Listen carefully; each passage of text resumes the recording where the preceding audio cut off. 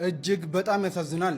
በበጎ አድራጎት ስራው የሚታወቀውና በሚሊዮኖች የሚቆጠሩ ተከታዮች ያሉት ማስተር አብነት ከበደም የብዙዎችን እንባ ሲያብስ ከቆየ በኋላ አሁን ራሱ ባልታወቀ ከባድ ህመም እየተሰቃየ መሆኑን ተናገረም። ችግረኞችን ለመርዳት ገንዘብ እያሰባሰበ ዝም ብሎ መቀመጥ እንደማይችል የሚናገረው ማስተር አብነት በቅርቡ ብቻ 30 ሚሊዮን ብር በማሰባሰብ 5 ሰዎችን ለሕክምና ወደ ህንድ መላኩንም ገልጿል። ሆኖም አሁን የያዘው ህመም በምርመራ የማይገኝና ራሱን እያጣና በስለንቦና እየተጎዳ መሆኑን ገልጿል። ሌሎች ሲረዱና ሲጽናኑ ማየት ትልቁ ደስታው እንደሆነ። ሰላም ውድ የተከበራችሁና የተወደዳችሁ የዚህ ቻናል ቤተሰቦች እንዴት ናችሁልኝ? ሰሞኑኛ ወቅታዊ አነጋጋሪ የሆነ ቪዲዮችን ይዤላችሁ መጥቻለሁ። ታዲያ ቤተሰቦች ለዚህ ቻናል አዲስ ከሆናችሁ ይህን ቻናል ቀላል እያደረጋችሁ ሰብስክራይብ እና ደግሞ ቪዲዮቻችንን ላይክ ማድረጋችሁን አትርሱ። ወደ ቪዲዮቹ። እሺ ቤተሰቦች ዛሬ የመጀመሪያ ማሰማችሁ ቪዲዮ ምንድነው? ሰሞኑን እጅግ በጣም አሳዛኝ ነገር እየተሰማ ነበር። እሱ ምንድነው? እጅግ በጣም በተላለቅ የበጎ አድራጎት ስራዎቹ የምናውቀው ማስተር አብነት እጅግ በጣም በጠና መታመሙን የተናገረ ነበር። ከራሱ አንደበት እስኪ ደግሞ ማስተር አብነት በራሱ አንደበት ሲናገር የነበራቸው ነገሮች ሰምተን እንመለስ። እነሱን እርዳታ ሰበስብ ቁጭ ብዬ አይደለም መቀመጥ አልችልም። በምርመራ የማይታወቅ ታማሚ አንተ ትሆናለህ። ብትመረመር በሽታው አይገኝም አንተ ላይ ህመሙ አይታወቅም፣ ግን ሳይኮሎጂካሊ ትጎዳለህ። አይምሮዬን እያጣህ ነው የምትመጣው፣ ራስን እያጣህ ትመጣለህ። የሆነ ሰዓት ላይ ሳትትልና ራስን ትረሳለህ። ከኔ ከጤና ሁኔታ ጋር ተያይዞ ባለው አጠገቤ ላይ ካሉ ሰዎች ምናልባትም የሚወጡ ነገሮች ይሆናል ብዬ አስባለሁ። በእኔ ምክንያት ግን ማንንም ሰው ማስጨነቅ አልፈልግም። አንድ የሚያምነው ነገር አለ፣ እግዚአብሔር ሁሉን እንደሚችል፣ የውስጤን ህመም እሱ እንደሚፈውስ።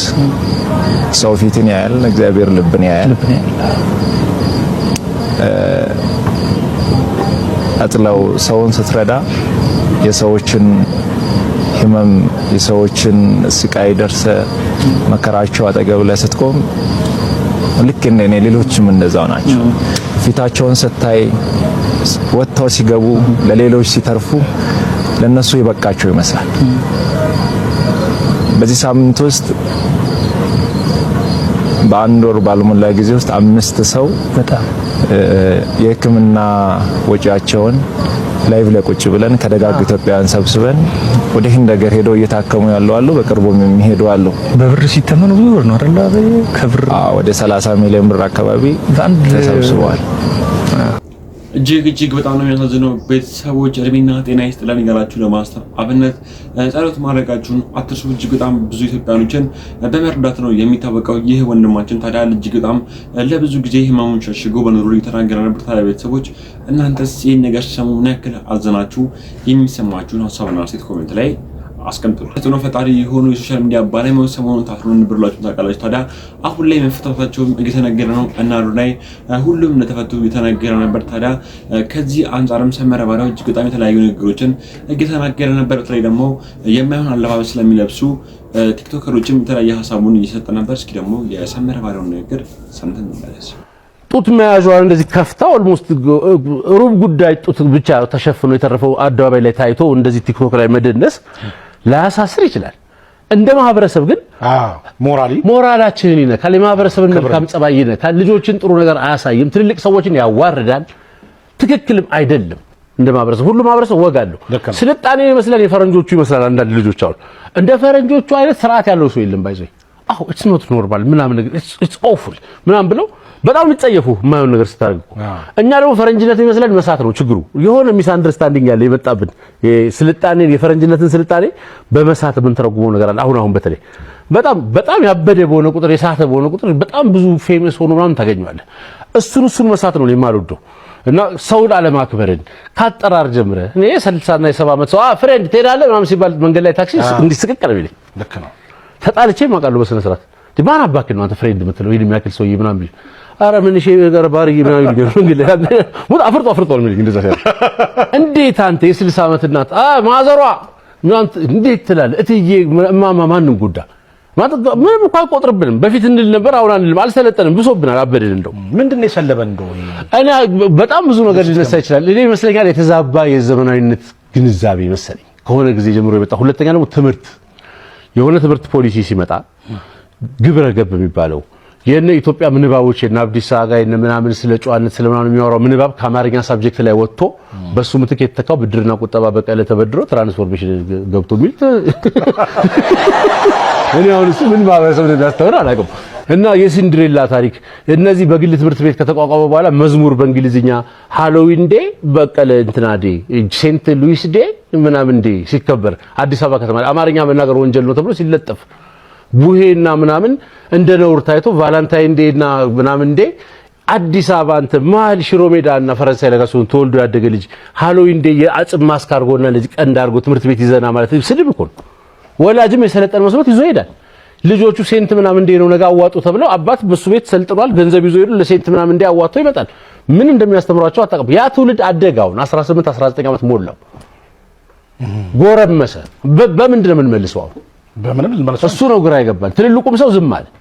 ቢያንስ እኔ እንኳን ቢያንስ እኛንቶ እኔ እንደ ሰው የሚከፋኝን ነገር እናገራለሁ። አምርሬም ቢሆን እናገራለሁ። ብልግና ነው እንደዚህ አይደረግም ነውረኛ ነሽ ይላል። የተረፈው ሰው አይቶ እንደው ግን እንደዚህ እኮ እንደው ምን ይሏታል እኔ አልችልም እንደዛ ማለት ስለማልችል የሆነ ነገር አይቼው ካሉ ጥግ ይዤ መኪና ውስጥ ቪዲዮ ሁሉ ቀርጻለሁ። ምን አይነት ነው ስሜቴ ሳይጠፋ ማለት ነው። እና እሱን ማድረግ ቢያንስ ቀጣዩ ያንን ነገር ማድረግ ቁም ነገር የሚመስላት ልጅ ቢያንስ አእምሮ ውስጥ እንድታስበው ፈልጋለሁ። እኔን ሰምታኝ ወይ ትችዋለሁ እሱማ ካለ እንድትለኝ አይደል እንደዛ ራሴ እንደዛ አድርጌ አላሰው ሞኝነት ነው እሱ። ግን ቢያንስ ያንን ስታደርገው እኔ የተናገርኩት ነገር ብዙ ሰው ካየው ደግሞ በቃ ቢያንስ የሆነ ጥርጣሬ ለማመር ውስጥ 10% እንኳን ብፈጥርባት እኔ ተሳክቶልኛል ማለት ነው። እፈራለሁ። በራሴ ያዋለሁ እንግዲህ በእህቶቼ ያዋለሁ፣ በራሴ ቤተሰብ ያዋለሁ፣ በጓደኞቼ ያዋለሁ። ነገ ጧት ቲኔጆች አሉ፣ ልጆች አሉ፣ ታናናሾች አሉ፣ ብዙ ነገር አለና እነዚህ ልጆች እንደ ቁም ነገር ነው የሚያዋቸው የሚያብዱት እንደ ቁም ነገር እንትናን አይተዋል። ከስሙ መጠራት ጀመረ JZW ምናምን የምን JZW ነው አዲስ አበባ ተወልዳል ምን የሚሉት እብደት እንደመጣብን ግር ይለኛል በቃ። አሁን ከዚህ አንፃር ታዲያ ማህበረሰባዊ ሂስ የምትባለው በተለይ አንተ ሂስ ነው የምትሰጠው። አዎ አንዳንዶቹ ትችት ይሉታል። በአማርኛ ክሪቲክስ ነው እንግሊዝኛ ክሪቲክስ ነው። አዎ ሂስ ነው። ክሪቲክስ ኮሜንት እንደዚህ ታደርጋለህ። አስተያየት ትችት። እንደው በአንድ ሀገር እንደዚህ አይነት ማህበራዊ ሂስ መኖሩ ምን ጥቅም አለው ብትላለህ? አሁን ያልኩህን ሪዘርቬሽን አእምሮ ውስጥ ይፈጥራል ሰው አእምሮ ውስጥ አንደኛ። ሁለተኛ ደረጃ ነገሮች ዝም ሲባሉና ፐብሊክሊ ሲተቹ የተለያየ ውጤት አላቸው። ተጽዕኖ በማሳደር ደረጃ ቴሌቪዥን ሾው ላይ የአስተዳደር ችግሮችን ስተችል በየቀበሌው ያለውን የአስተዳደር ችግር የሚቀመጠውን ሰው ኳሊፋይድ ነው ወይ ሰው የሚቀመጠው ሰው ቢሮ ውስጥ ተቀምጦ አልገቡም ቢለውን ትልልቅ ሰዎች እናቶች በር ላይ ተሰልፈው ለዘይትና ለምናምን ፀሐይ እንደዛ እየመታቸው ተሰልፈው ቁጭ ብሎ እግሩ እንደዚህ አጣምሮ የተጣበቀ ሱሪ አድርጎ ካለባበሱ ጀምሮ ማያምር እስኪኒ ሱሪ አርገ የቀበሌ ኃላፊ ሆነ የአንድ ህብረተሰብ ኃላፊ ነህ እንደዚህ ቃሪያ ሱሪ አርገ በአትሌት እዚህ ድረስ ተወሽቆ ያለ ካልሲ ጫማ አርገ እንደዛ እንዲህ ተወጣጥረ መግባት ራሱ ልክ አይደለም። ማህበረሰብን ማክበር አይደለም። የኔ እናት እሱ ሰውዬ እንድታይ አልፈልግም እኔ አይገባትም። ዲዘርቭ አታረግም እሱን ማየት። ወረዳ ሄደው ይሄን ማየት የለባትም። አይገባትም። በጣም ንቋታል። በቃ የኔ እናትና አንተ አባት ነው እነዚህ ሰዎች ኢንቻርጅ ሆኖ የሚያስተዳድሩት እኛንም ጭምር። እስቲ ወጣቶቹን እንረዳቸው ይባል። ትልልቅ ሰዎች ግን በእንደዛ መልኩ እንደዛ አይነት ስነ ምግባር የለው ነገር ላይ ሁለተኛ እያለ የሉም ቲክቶክ እያየ ተቀምጦ ሶሻል ሚዲያ እያየ እናቶቻችን አይቀድሙም ማስተናገድ እዛ የተቀመጠው ክሊያንት ይቀድማል። ታክስ ተከፍሎ ነው የሚሰጠው የሰው የደሞዝ ለምን እንደዚህ ሰው ታጉላላላችሁ የሚለው ነገር ምርር አድርጌ ስናገር ዝም ሲባል እንደ መብት ይቆጠራል። ባይዘው እኔ ስናገር እሱ ተናግሯልና እናንተና እንዲባል አይደለም እሱ እኔ ስናገር ግን ሁሉም ሰው ጋር አዌር መሆኑ ሰዎቹን በስነ ስርዓት ጉዳዩን መልሰው እንዲያስቡ ያደርጋቸዋል። እኔ በመሆን ያለ ሚዲያ ስለሆነ አሁን ንግግሩ ሚዲያ ላይ መውጣቱ ነው ማለት ሰመረ ስለተናገረው አይደለም አንተም ተናገረው ሚዲያ ላይ የወጣ ኮሜንት ህዝብ ፀሐይ የሞቀው ነገር ተጽዕኖ ያመጣል። ኖርማሊ ትንሽ ልጅ የሚናገረው ልክ ነው። እሱን ስለማስብ እኔ የራሴን ድርሻ የራሴን ጠጠር እጥላለሁ። ግን ብዙ ሰዎች ሂስን ከፖለቲካ ጋር ያያይዙታል። ይያዛል እንዴ? ኦፍ ኮርስ የሚያያይዙ ሰዎች አሉ። ያው በአፍሪካ ውስጥ በተለያዩ ሀገሮች ውስጥ መንግስታት መተቸት ስለማይፈልጉ ዲ ስለማይሉ ሁሉም ሰው ደግሞ የራሱን ቁስል ልትናገር ሲፈልግ እንደ ዘፈን እኮ ነው። ዘፈናው ተስትናገር እንደዚህ ዘፈኑን ሰምተዋል ሸረደዳቸው እኮ ተናገሩ ላይ ስለ ፍቅር እኮ ጥላው ገሳሉ ህይወቴን በሙሉ ልሸከም ድንጋይ የሚለው ዘፈን እስከ መጨረሻ ሆኜ ሻገኛለሁ ንጉሱን ነው ድንጋይ የዘውድ ስርዓት ነው ህይወቴን በሙሉ ተጫነብኝ ያለው የኃይለ ሥላሴን ስርዓት ነው ብሎ ሰው ተርጉሙበት ታሰረ። እሱ እኮ ገጣሚው ሲጽፉት እኮ በቃ ፍቅሯን ለመግለጽ እኮ እስከ ዘላለም አንቺን ለማገልገል ድንጋይ ተሸክሞ ይኑርልሽ እኮ ለማንዘረው ካልክ ተመለዝሯል። ጠቅላላ ሁሉ ነገር ፖለቲካ አድርገህ ተመነዝሯል። እኔ የሆነ ነገር ስናገር አያል ተናገረው ይሄን መንግስት እኮ እነዚህ ትክክል ነው። ቤተሰቦች በሰመረ ባሪያው ሲናገር የነበራቸው ንግግሮች እጅግ በጣም ነው ደስ የሚሉት። ምክንያቱም ኢትዮጵያዊ ባህልን የማያንጸባርቁ አለባበሶች፣ ስነ ምግባሮች መታየት የለባቸውም ብሎ እጅግ በጣም ትልቅ ትምህርት የሚያስተምር ንግግሮችን እየተናገረ ነበር። ሰመረ ባሪያው እጅግ በጣም ብዙ ጊዜ የሚታወቀው የማይሆን ድርጊቶችን የሚሰሩ ሰዎች ላይ ሀሳብና አስተያየቱን በመስጠት ነው። ታዲያ ቤተሰቦች የሰመረ ባሪያውን ንግግር እንዴት አገኛችሁት? በድጋሚ ልጠይቃችሁ፣ ሀሳባችሁን ኮሜንት ላይ አስቀምጡልኝ። ሌላ ደግሞ ቤተሰቦች ማሰማችሁ ቪዲዮ ምንድነው የኮሜዲያን ወንደሰን ቤተሰቦች በዚህ ሰዓት ላይ ኮሜዲያኑ በሞተ በማግስቱ ከቤት መባረራቸው እየተሰማ ነበር። ታዲያ እጅግ በጣም ብዙ ሰዎችም ማዘናቸውም እየተነገረ ነበር። እስኪ ደግሞ ሊያሾም ስትናገር የነበረችው ንግግር እጅግ በጣም ብዙ ሰዎችን ሲያስገርምና ሲያሳዝን ነበር። እስኪ የሊያሾን ንግግር ሰምተን ነው እቺ የወንደሰን ባለቤት ትላንት ሰይፉ ላይ ወጣ ስትናገር በጣም ያዘንኩት ጋይስ ጌታ በጣም ማለት ነው በጣም ምን ያህል ማለት ከዚህ በኋላ ስንት አመት ሊኖሩ ነው ቤተሰቦች? ማለት ሞት የሚባል ነገር በህይወታችሁ እኮ ይመጣል። በህይወታችሁ ሞት የሚባል ነገር ይመጣል። ትሞታላችሁ። እማትሞቱ ነው የሚመስላችሁ እንዴ? አፈር ውስጥ የምትገቡ አይመስላችሁ? እኔ በጣም ነው ራስ ወዳድነታችሁ በዚህ ደረጃ እንደዚህ ስግብግብ መሆናችሁ ምናምን በጣም ያሳዝነኛል፣ ያስፈራኛል። ጌታ ምን ናችሁ ነው? ልጃችሁን ያህል እንኳን አታችሁ የለ እንዴ?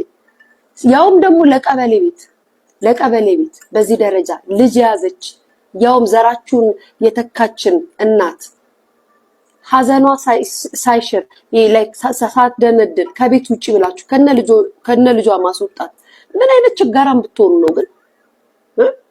ምን አይነት ችጋራም ምን አይነት አጋሰስ ብትሆኑ ነው ግን? ጌታ ምን አይነት ማለት ይሄ ቪላ ቤታችሁ ቢሆን ኑሮ ልክ ናችሁ። ለቪላ ቤት ተስገብግበው ደማቸውን አፍሰሰው ይሰሩበት እድሜያቸውን የጨረሱበት ቤት ይባላል። ለቀበሌ ቤት እንደዚህ ትሆናላችሁ? ልጃችሁ እኮ ሄዷል፣ እስከ ዘላለም ላይመጣ የምር ልጃችሁ ሄዷል እስከ መጨረሻ ድረስ። ልጃችሁን እየሳማችሁ እንደመኖር በዚህ ደረጃ ራስ ወዳድና በዚህ ደረጃ ስግብግብ መሆን ምን ይሉታል ግን? ምን ይሉታል? ጌታ ምስክሬ በጣም ነው የምታስፈሩት። እኔ እንጃ። በስመ አብ ወወልድ ወመንፈስ ቅዱስ። አቤቱ አምላኬ መጨረሻዬን አሳምርልኝ። እግዚአብሔር ልቦና ይስጣችሁ። እግዚአብሔር በእውነት ነው የምላችሁ ልቦናችሁን ይመልስላችሁ። እንደዚህ ያስባችሁ እንደዚህ ያደረጋችሁ ቤተሰቦች ማለት ነው። ለዚች እናት ለዚች ሴት ያላዘናችሁ በዚህ ደረጃ ራስ ወዳድ ሆናችሁ ያውም ለመንግስት ቤት ለቀበሌ ቤት እናንተ ሰርታችሁ እንኳን እንትላላችሁት አይደለም። እሱ ነው ሲያድሰው የነበረው። እናንተ አይደላችሁም ስታደሱት የነበረው አይደለ? አለማፈራችሁ ምን ያህል ራስ ወዳድ ብትሆኑ ነው ግን? ምን ጋይስ ምን ያህል እንደተጨካከንን ግን እያያችሁ ነው። ባዳ ቢጨክንባችሁ አይገርማችሁ ጋይስ።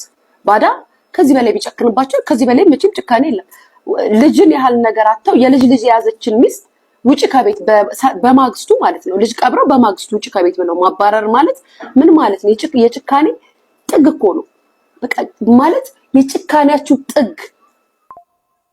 በጣም ጨካኞች ናችሁ። በጣም አውሬዎች ናችሁ። በጣም ክፉዎች ናችሁ። በእውነት በጣም ታሳፍራላችሁ። እግዚአብሔር ልቦና ይስጣችሁ። እግዚአብሔር ልቦና ይስጣችሁ። ይሄንን ነው የምለው።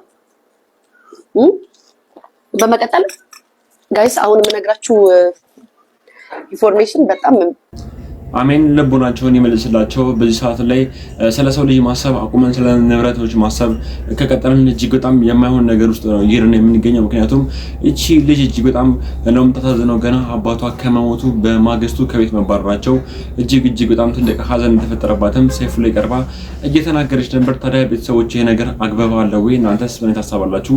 የግል ሀሳባችሁን ኮሜንት ላይ አስቀምጡልኝ። ቤተሰቦች ዶክተር አብይም በዚህ ልጅ ዙሪያ እጅግ በጣም ደስ የሚል ንግግሮችን እየተናገረ ነበር። እኔ በቻልኩት መጠን በያቅሜን አግራታለሁ፣ እንዲሁም ደግሞ እሷን ለማከም እሷን ለማገዝ ዝግጁ ነኝ ብሎ እጅግ በጣም ደስ የሚል ኢትዮጵያዊ ስነ ምግባርን እያሳየ ነበር። እስኪ ደግሞ የዶክተር አብይ ንግግርም ሰምተን እንመለስ። ሃይ እንዴት ናችሁ? ዶክተር አብይ ነኝ ከኤሊት አንገት በላይ ቀዶ ሕክምና ማዕከል። ይህን ቪዲዮ ሁላችሁም ሼር፣ ሪፖስት፣ ኮፒ ሊንክ አድርጉና ለዚች እናትና ለዚች ሕፃን ልጅ አድርሱልኝ። ብዙዎቻችሁ ሰይፉ ኢንተርቪው ላይ የቀረበችው ልጅ አይታችኋል። በቅርቡ እንግዲህ አባቷ ያረፈው ማለት ነው። የምንወደው በጣም መልካም አርቲስት ነበረ፣ ኮሜዲያን ማለት ነው። እንግዲህ እዛ ቪዲዮ ላይ እንደሰማችሁት ሆስፒታል ጋር ቀጠሮ ይዛ እንደነበርና ቀጠሮ አደርሷት ነበር። ግን አጋጣሚ ይሄ አይነት ዱብዳ እንዳጋጠማቸውና እንዳለፋቸው ቀጠሮ ነበር የተናገረችው። ያው የሚሰራ ኦፕሬሽን ነገር ነበራት። ስለዚህ እንዳጋጣሚ ሆኖ ይሄ አይነት ዱብዳ አጋጠማቸው። እውነት ለመናገር የሰይፉ ላይ የነበረውን ኢንተርቪው ሳይ ልጅቱ በጣም ታሳዝን፣ በቃ አይኗ ቁልጭ ቁልጭ እያለ በጣም ተጨንቃ ነበርና እኔ በጣም ነው ውስጤ እየተሰማኝ ያዘንኩት። ሰይፉም እንግዲህ እኔንም አውርቶኛል። እኔ ደግሞ እንደ አንድ ህፃናትን እንደሚወድና እንደሚያክም ሐኪም እውነት ማየት ራሱ በጣም ከብዶ የነበረ እውነት ለመናገርና ይሄ ችግር እንዳለባት ስሰማ እኔም ጋር ቀጠሮ እንዳላሰማ በጣም ነው ውስጤ ያዘነው። ስለዚህ የሚታይ እንግዲህ በማንኛውም ሰዓት እናቷ ይዛት መጣኔ ጋር ሙሉ ወጪዋን ኤሊት የአንገት በላይ ቀዶ ሕክምና ማዕከል ሸፍኖ አንድ ብር ሳትከፍል ሕክምናውን አክሚያት በሰላም ወደ ቤቷ ትሄዳለች ብዬ ቃል መግባት እፈልጋለሁ ከእግዚአብሔር ጋር። እንግዲህ ይህን ቪዲዮ ለሁላችሁም አድርሱልኝ። ለዚች ምስኪን የሆነች እናት በማንኛውም ሰዓት በሚመቻት ጊዜ መምጣት ትችላለች። በሰይፉ በኩል በእርግጥ ማግኘት የሚችል ይመስለኛል። እንግዲህ ኮንታክቷን ወይም ስልኳን ወስጄ ይቅርታ እንግዲህ ትንሽ ስለደከመኝ ነው አይኔም ራሱ እንትን ያለው። እንግዲህ ሰይፉም ኦፊሻሊ ነው የጠየቀኝ። ስለዚህ እኔም ኦፊሻሊ ጥያቄህን ተቀብዬ ሚሚዬን በምችለው አቅም በሙሉ አግዤ ከፈጣሪ ጋር ከዚህ ችግር የምትላቀቅበትን መንገድ አመቻቻለሁ ብዬ መናገር ፈልጋለሁ። ሁላችሁንም በጣም ነው ማመሰግናችሁ፣ በጣም ነው መወዳችሁ። ዶክተር አብይ ነኝ ከኤሊት የአንገት በላይ ቀዶ ሕክምና ማዕከል። ደህና ደሩ። እንደሰማችሁት ነው ዶክተር አብይ እጅግ በጣም ደስ የሚል ስነ ምግባር ያለው ዶክተር ነው። እጅግ ለማገዝ መነሳቱን ሲናገር እጅግ በጣም ብዙ ሰዎችም እድሜና ጤና ይስጥህ እያሉ እየመረቁት ነበር። ታዲያ ቤተሰቦች እናንተ ስለ ዶክተር አብይ ምን አይነት ሀሳብ አላችሁ? ሀሳባችሁን ኮሜንት ላይ አስቀምጡልኝ። በመቀጠል ማሰማችሁ ቪዲዮ ምንድነው? በተለይ ደግሞ በማስተር አብነት ዙሪያ እጅግ በጣም ብዙ ሰዎች የግል ሀሳብና አስተያየታቸውን እየሰጡ ይገኛሉ በዚህ ሰዓት። እስኪ ደግሞ ስለ ማስተር አብነት አንዳንድ ወሬዎችን ሰምተን ስለ ወንድማችን ማስተር አብነት ከበደ መታመም እጅግ በርካቶቻችሁ ሰምታችኋል ብዬ አስባለሁ። የድሆች አባት የሆነው ማስተር አብነት ከበደ እንግዲህ ሁላችንም ጸሎት ያስፈልገዋል። ሁላችሁም በኮሜንት ለማስተር አብነት ፈጣሪ እንዲምረው ልባዊ ምኞታችን እንግዲህ እንግለጽለት። በጎነት የድሮ ዘይቤው ያደረገው ማስተር አብነት ከበደ ሁሌም ለሌሎች የሚቆም ታላቅ ወንድማችን ነው። ማስተር አብነት እንግዲህ በቅርቡ መንትያ ልጆችን በማግኘት በሶስት ልጆች ሲደሰት ነበረ። ሆኖም እንግዲህ ይህ ደስታ ብዙም ሳይቆይ ከባድ ፈተና ህይወቱ ላይ ተጋርጦበታል። የጤና ባለሙያዎችም ወደ ውጭ ሀገር በመሄድ ልዩ ሕክምና እንዲያገኙ ጥብቅ ምክርም ሰጥተውታል።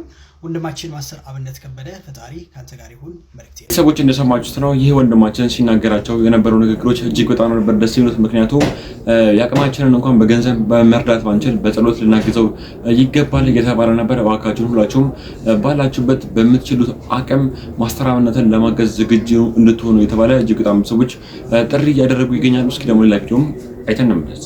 ማስተር አብነት ታሟል። አይ ዶንት ኖ ዋይ ብዙ ሰው ስለዚህ ጉዳይ ለምን እያወራ እንዳልሆነ አላውቅም። አክቹአሊ ብዙ ሰው ኤክስፔክት ያደረገው ነገር ነበረ መሰለኝ።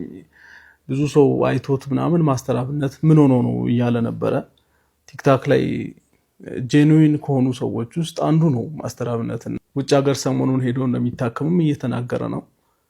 he was in pain ማለት ነው።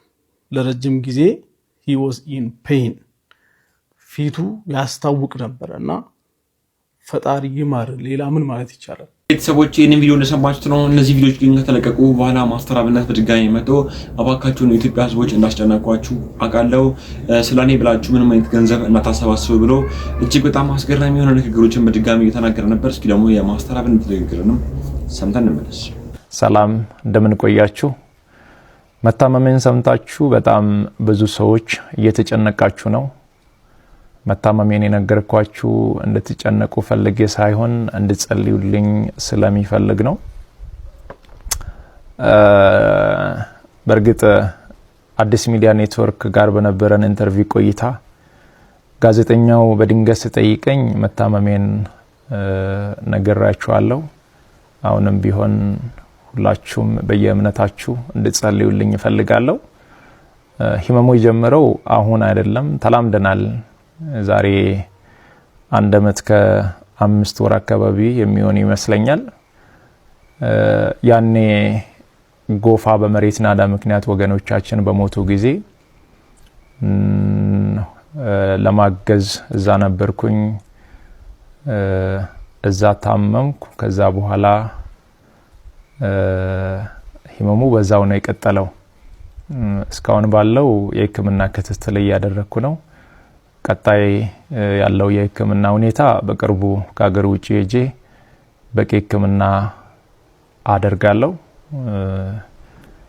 ሕክምና ብቻ ሳይሆን በዚህ ሰዓት ለኔ የሚያስፈልገው ኢትዮጵያ እናቶች፣ ኢትዮጵያ አባቶች፣ ወጣቶች ሁላችሁም በየእምነታችሁ እንድጸልዩልኝ እፈልጋለሁ። እኔ ወደ ሕክምናው እስከሚሄድ ድረስ የታመሙ አልጋ ላይ ያሉ ወገኖችን እያሳከምን እንቆያለን። በመጨረሻም አንድ ማለት የሚፈልገው በዚህ ሰዓት ለኔ የሚያስፈልገኝ አንድ ነገር ብቻ ነው። አሁን ከሚነግራችሁ ነገር ውጪ ለኔ ምንም ነገር አያስፈልገኝም። ሁላችሁም በየእምነታችሁ ጸልዩልኝ። ጸሎትና ጸሎት ብቻ ነው የሚያስፈልገኝ። ከዛ የተረፈው እግዚአብሔር ሁሉን ይችላል። አመሰግናለሁ።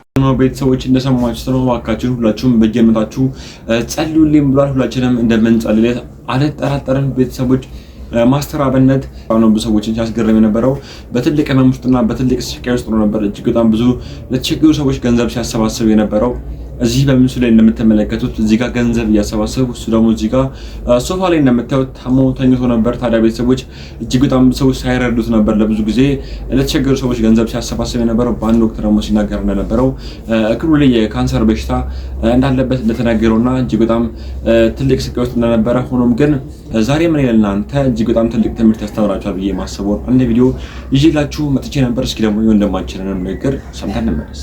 ዋጋ የከፈልኩበትን ስህተት ልንገራችሁ ብዬ ነው ዛሬ ቃላትን የምደረድረው። ምናልባትም መፍትሄ ከሰጣችሁኝ ትላለች አዲስ አበባ የምትኖረው እህታችን። የነገሩ ሁሉ መጀመሪያ የልጅነት አለማወቅ በ14 ዓመቴ የጀመረው ጉዞ ነው። በወቅቱ ሁሉም ጓደኞቼ ከእኔ የሚበልጡ የራሳቸውን የፍቅር ህይወት የጀመሩ ነበሩ። እነሱ ከፍቅረኞቻቸው ጋር ሲቀጣጠሩ እኔ አብሬያቸው እንደሆነና ብቻዬን እንዳልቀር ይጋብዙኝ ነበር። በዚህ አጋጣሚ ከልጄ አባት ጋር አስተዋወቁኝ። ጊዜው ይሮጥ ጀመር። መሆን የማይገባው ሁሉ መሆን ጀመረ።